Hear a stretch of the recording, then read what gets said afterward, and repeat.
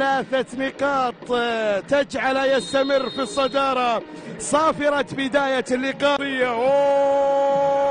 عمر والتسديدة وين إلى خارج الملعب، تمر من عمرو عبد الفتاح للاعبين. الصولة مر الصولة وين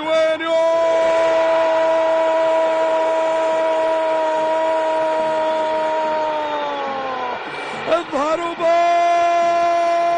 صولة والتقدم خاصة بحضور جماهير الصولة انتظار في الجهة اليمنى من أمام لاعبين بالمراوغة. الصولة يا سلام سيفرح بكل تأكيد بهذا التقدم. حصة أولى تنتهي.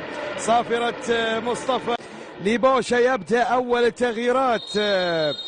خروج مشاري غنام، لكن باسم من ستكون؟ عمل عرضية.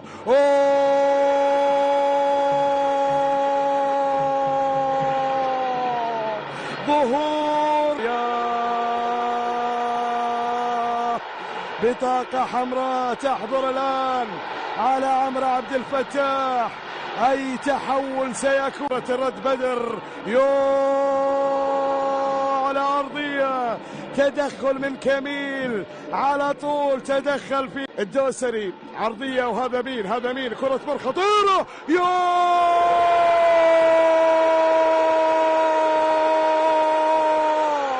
يا خافي بيتروفيتش. كرة مر عرضية راسية خطيرة.